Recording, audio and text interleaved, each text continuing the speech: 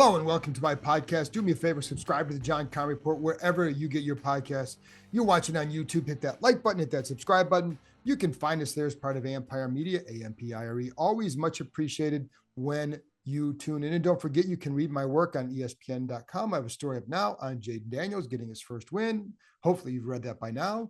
Regardless, it's up on ESPN.com. So a couple reminders here. I will be doing a live stream at 7:30 Eastern time on Tuesday night, hopefully joined by Nikki Javala from the Washington Post. To be honest, it depends if her son, Julian, allows that to happen. If he does, she will be there and we'll be on there for about a half hour or so. So anyways, join us there. So regardless, I'll be there. So 7:30 Eastern time, Tuesday night with that.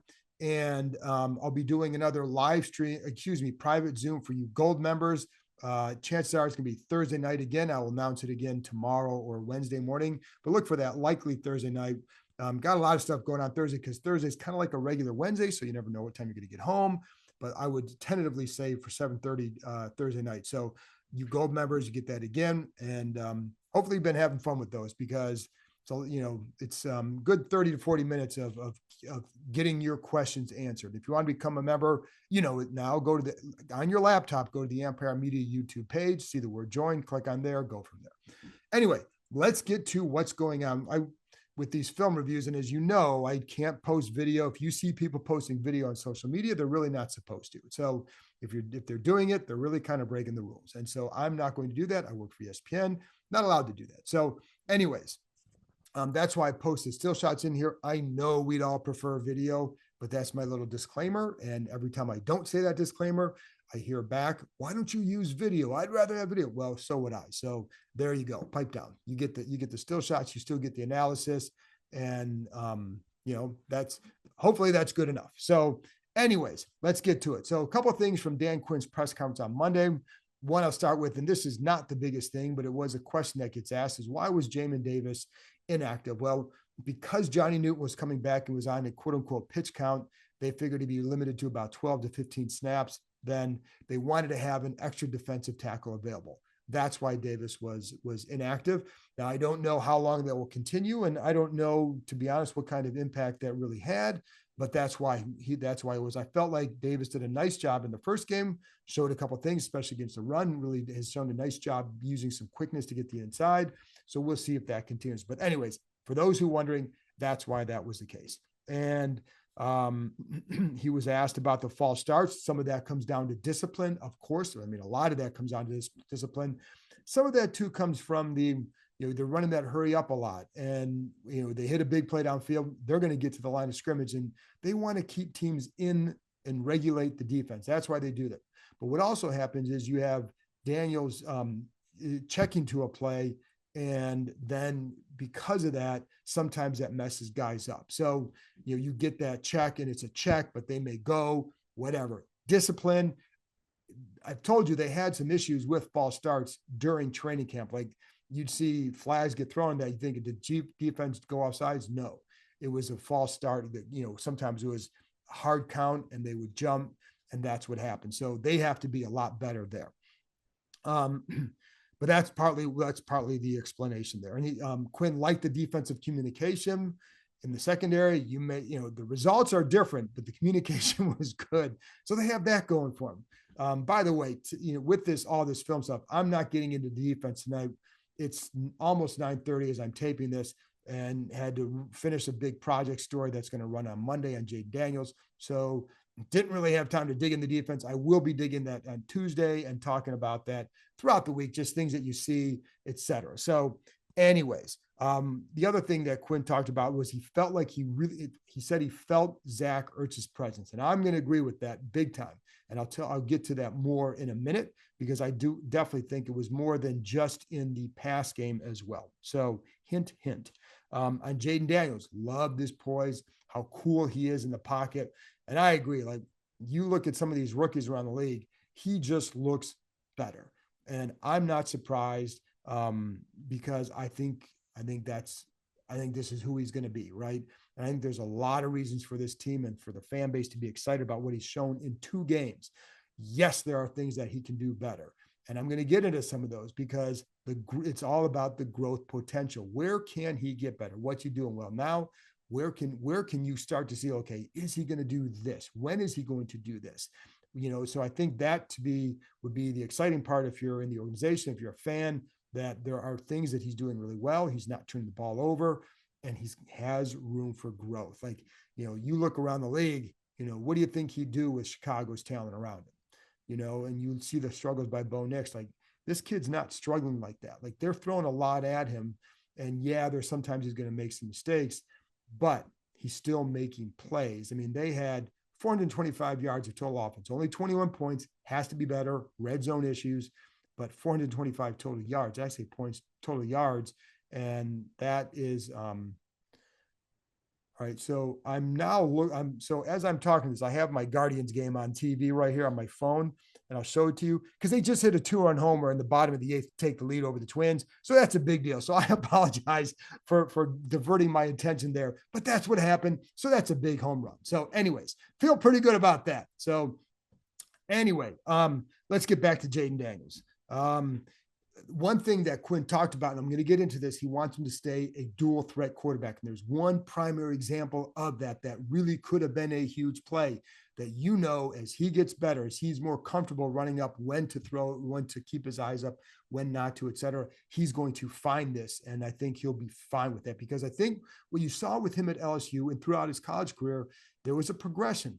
And yes, what he got to in his last year at LSU was he was, you talked to like his offensive coordinator from LSU, as I did, that it was, before it was like 1-2, then run. Now it's like 1-2-3-4. Now you're going to run. I think he's, so my point is he got to that in college as well. You have to go through a progression. You don't just come in, oh, now I'm reading everything, now I'm just going to do it. You're starting over in a new league, in a much higher league. And so that's where things are at. But that's where, but I'm going to show you one play in particular, a couple other things too, but it's about keeping the play alive. And we've talked about this, and we're going to talk about it and it's not to harp on the negative with him, because that's not what this is. And there's a lot of positive, but what it is say like, so this is part of the growth process. How are we seeing that this week? And it's going to change every week. And sometimes it depends on if you're playing man. Sometimes if you're playing zone, like the Giants did a lot of, that's probably a better time to keep it alive because they have eyes on you, and it's just a lot harder to find some of the gaps to run.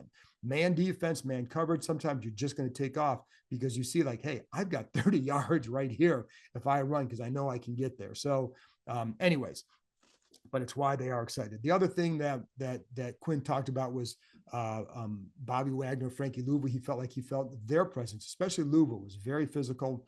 And again, I haven't rewatched the defense enough. We know that there are problems, there are some issues, and we'll get into all that. And but I don't feel like the linebacker play has been the problem.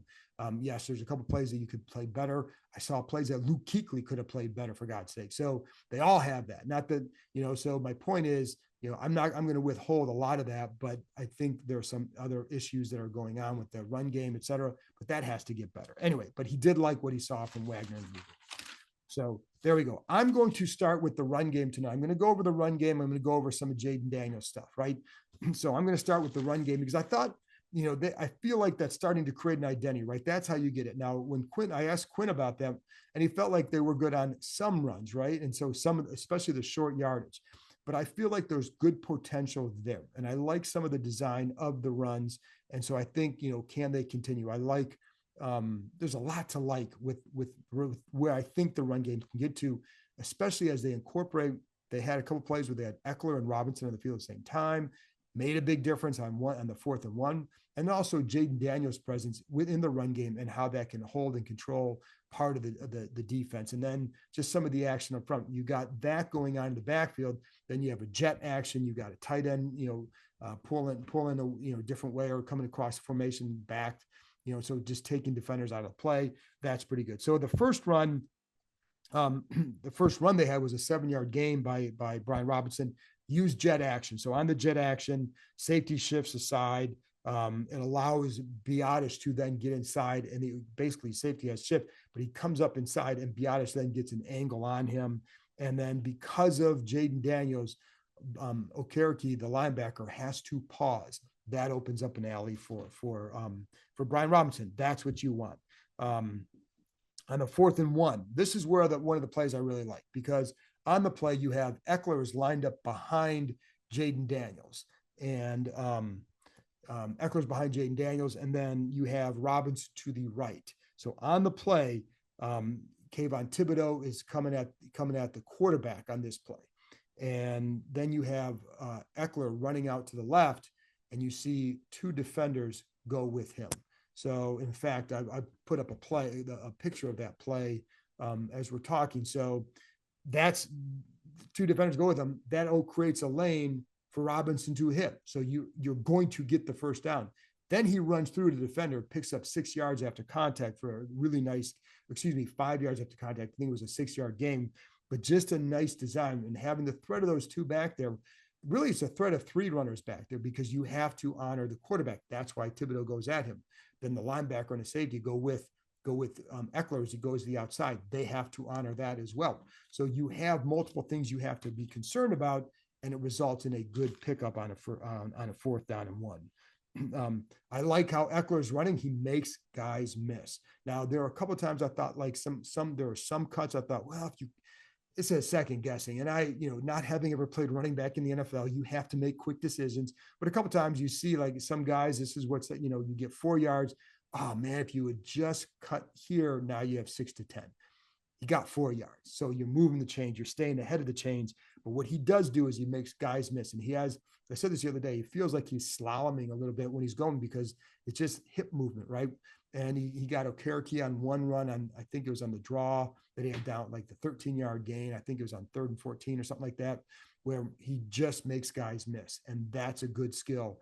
But that tells me that his ankles are feeling pretty good, which they were not last year, because you didn't see those cuts after he came back from his ankle injury last year, but you're seeing them now, and they're doing them in tight spaces, and that's a good thing for them to see, and they should feel good about where he's at.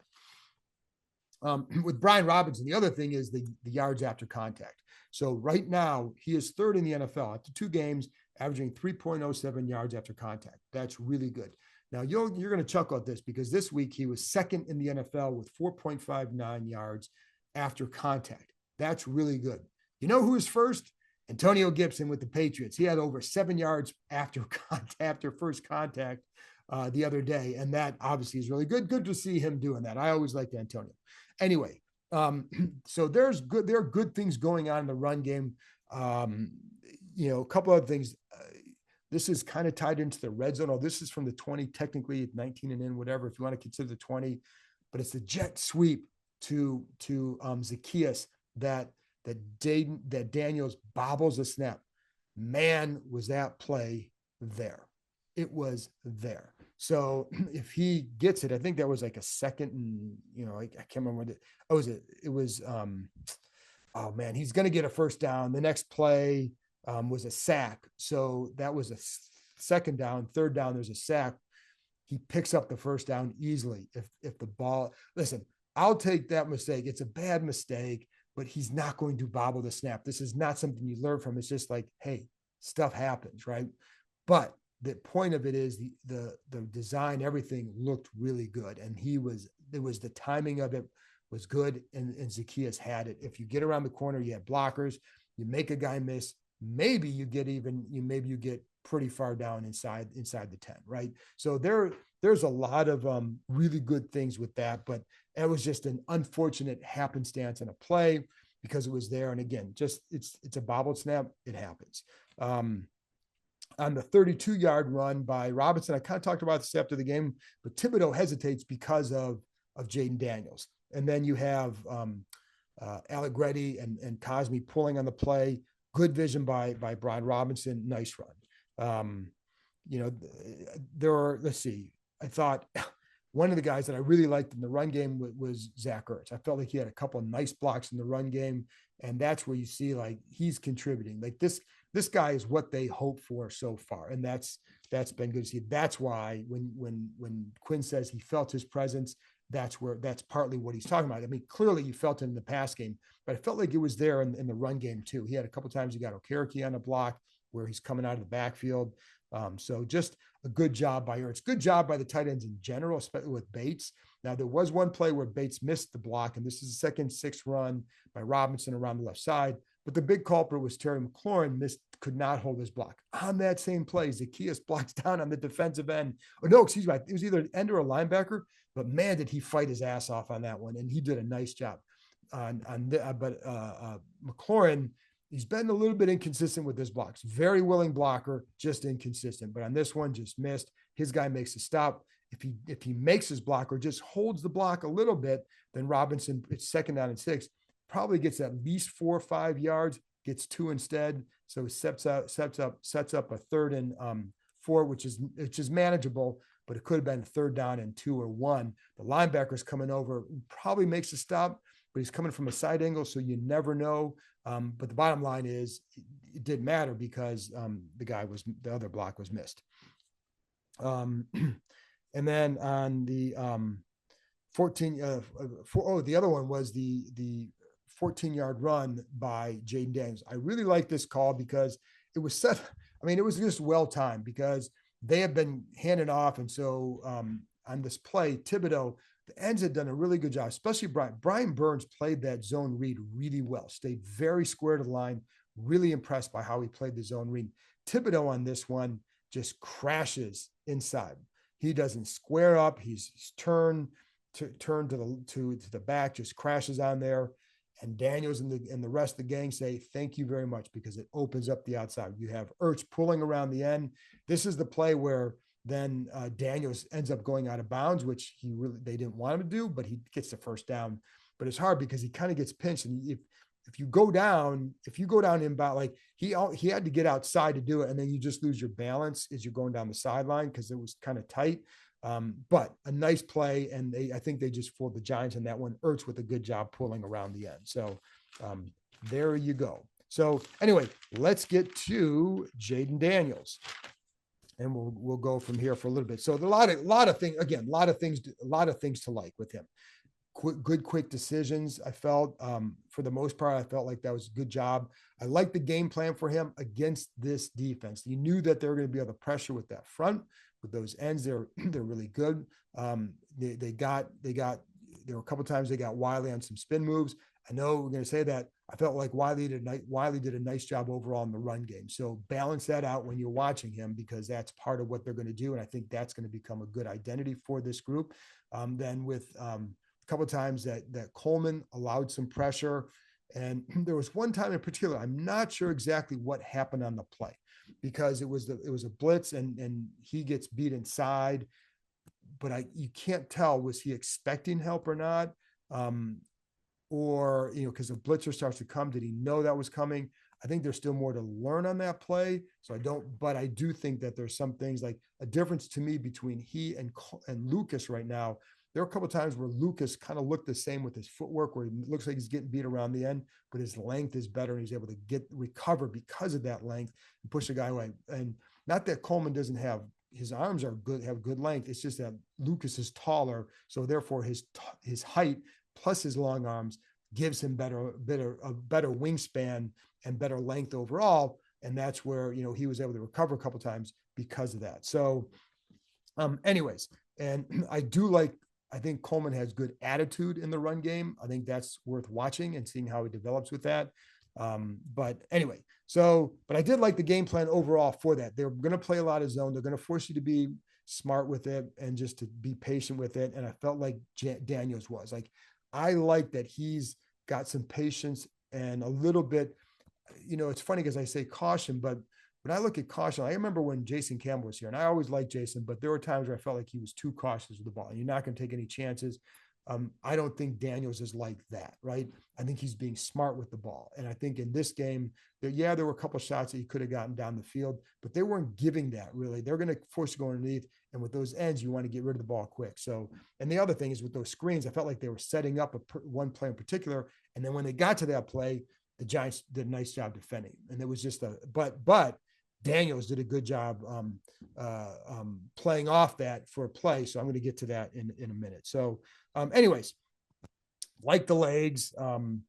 Oh, by the way, I also like some of the use of motion. I'm not going to get too deep into the motion, but there were a couple of times where I felt like the motion has a purpose. And when they use that motion, I think it's effective. And you can see guys getting moved a little bit and creating opportunities of space to help blockers get better angles, et cetera.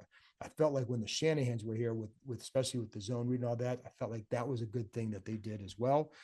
Anyway, but I liked how Daniels uses his legs, and that's obvious, right? But there's sometimes it's those.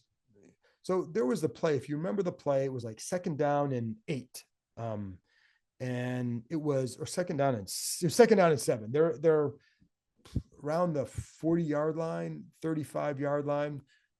On the play, he gets 41 comes through unblocked on a blitz. They did not expect him to blitz.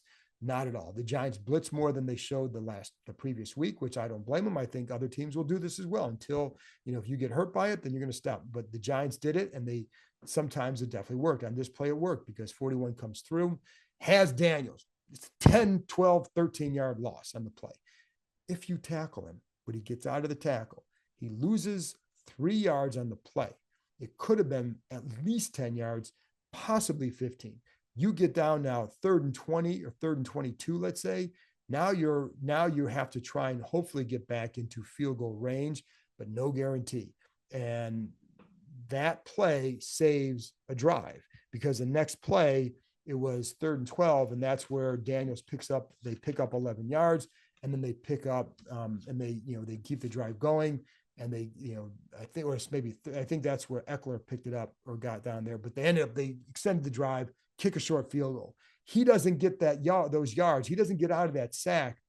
That drive very well could result in a punt. That's a big play. So a sack, but a huge play because his legs saved it. Nothing he could have done otherwise.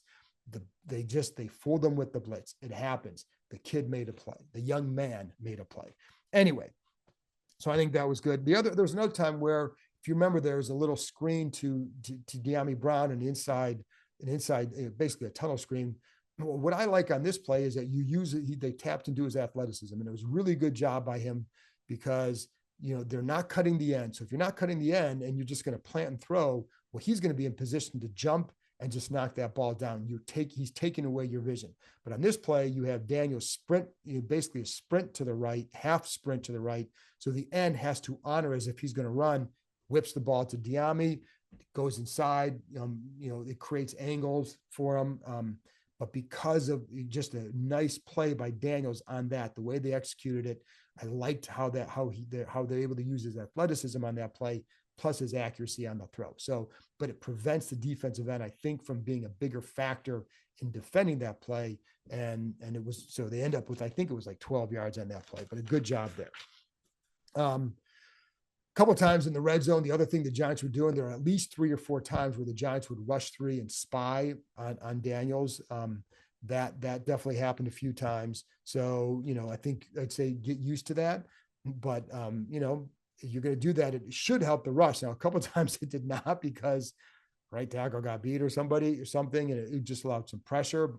But I think it's going to be an effective tool down there. So if you can withstand that, then it should give you some time to find guys, in theory. So, also there was, I think it was the 3rd and 4, the play I told you about. There was the play where basically it was going to fake the screen, little pump, and you want to get the guy coming off that going down the sideline, fake the block, go down the sideline, boom, you got him, touchdown, right? Well, it didn't happen because the Giants covered it smart. So what I like on this play is he quickly gets off that and he gets to Zach Ertz for 21 yards. So, you pump, you see it, you boom, now you're off. And it was 21 yards. And if you wait a little bit, because on that play that's Coleman gets beat, then it could be, could be disaster, but it wasn't because he made it quick. It was quick, boom, boom, boom. And that was 21 yards, big play, extended drive. Like there are so many plays where you say like, you're a half yard away from possibly disaster, and they avoided it. And that's where I think that's why they won this game, because that's how they get 7 field goals. There was also another time, 3rd down and 8, he gets it to Zach Ertz. If you remember, keeps his eyes up on the, I'm sorry, that was the one, the play. That was the 3rd and 8. That was the one to Zach Ertz where he got it to him quickly. The other time was a 3rd down where he sprints, roll out, feels the pressure because Coleman gets beat, and then keeps his eyes upfield, gets it to Ertz for that game. But the other one was another game to Ertz where fake the screen, get up to Ertz, and there you go. So yeah, I mean that's all good stuff. So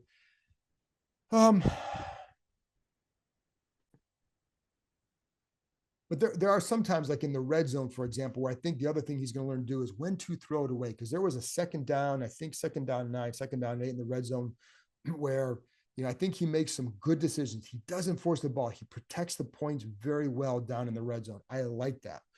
But you also want to protect the series too, right? So there's one time it's like second down and 8, and he doesn't have anything, has to get out of the pocket, gets to the right, and instead of just throwing it away because you had that chance, he tries to maybe turn and he just gets sacked. So he loses 5 yards. So now you're in third and long.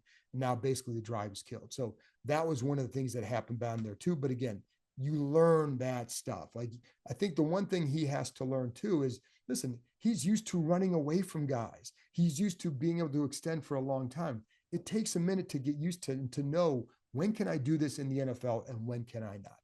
Growth process. Again, 425 yards of offense with him still learning the game and him making plays in the meantime. So feel good about that. There were a couple times like, shoot, he could have been hit. He was, almost hit as he threw, like the 15-yarder to Noah Brown, inches from being hit, and maybe a strip sack. Like your arm's here, the defender's there, and you get hit. And then, like, even on the throw to Zach Ertz, if you remember the one that he has to basically jump up for the ball and kind of wrestles it away from the defender. Well, it floats like that because he can't step into the throw because he's getting hit, but he gets rid of the ball to do so. And it's funny because sometimes on that was a first half play. And on that one, it felt like maybe does he get to his drop a little bit too quickly? I don't know, because it wasn't like guys were ready for the ball. He was going to Ertz on that play. And he had to get to that drop step and kind of hitch. But bottom line is, gets the ball out, not as much on it because you get hit as you throw, because the tackle's getting beat around the edge, but you do get it there because you were ready to throw and all that. So that's, again, another thing. And so, I think, like I said, I'll get to some other things in a minute. The other play that he threw it, but this is a design play. They had the little middle screen to Austin Eckler for 27 yards. If you remember the play, the Giants rush 4. You have Eckler out of the backfield, runs to the right, and that Okereke, the linebacker, is in the middle. He comes over with Eckler because he thinks he's going outside. Eckler cuts back inside where you now have multiple blockers, get it to him, 27 yards. Nice design on that play. So a couple of things that I think now this is where he's going to have to keep working, and that's on just keeping the play alive. So I'm not going to go over all these because there are only a couple of times where this really happens, but there's one in particular where it was really, really pronounced. And that was the 3rd and 14, where he picks up he gets 13 yards, or picks up the first down in the run. If you remember right, where he gets hit and they pick it up, he gets the wind knocked out of him, that play. So on that play, he runs up the middle. Well, he's up the middle, so you still have both sides available to you, but he kind of looks to the right, but the ball's down. Breaking wide open to the other side is Luke McCaffrey. I know that this is a play that they have talked about because, and it's an example, again, growth. This is why, like you say, okay, we want you to keep the play alive. Here's what can happen when you do this. Now he picks up the first down and he does get hit. So you still get 14 yards. Other guys may have gotten 6 on that play. He gets 14. So kudos to him for that. But this is where they want him to get to. And this is where, again, if you're a fan, watch his growth in this area, because he's going to get there. I feel really confident about that. But it's where we had little baby steps now, and this is one of them. And so keep your eyes up, keep the ball alive. They're harping on that for sure. Again, it's not a criticism. Some people get very thin-skinned about that. It's not a criticism. It's a part of the growth process. But when you see it, it's there. And McCaffrey maybe even scores a touchdown on this play if you hit him in stride. So, but it's just, again, all the lessons to learn. This is why you play. And this is why, in the old days, back however many years ago, you can work some of this stuff out in a preseason game because you're playing a quarter, a half, maybe into the third quarter. Now they play so little that you're now learning on the fly in the regular season. And even in those, I love the joint practices, but you're not getting this and that either. It really, you're just not. You need game action, and that's what he needs. But he's still better than the other rookie quarterbacks, and I think that's why you should feel pretty good. And then there's one other play where it's a veteran thing. The more experience you get, I think it's like the first swing pass to Brian Robinson on the play, you have the backside dig to De'Ami Brown. That becomes available. But my sense is that the design play is to go to Robinson on the swing pass.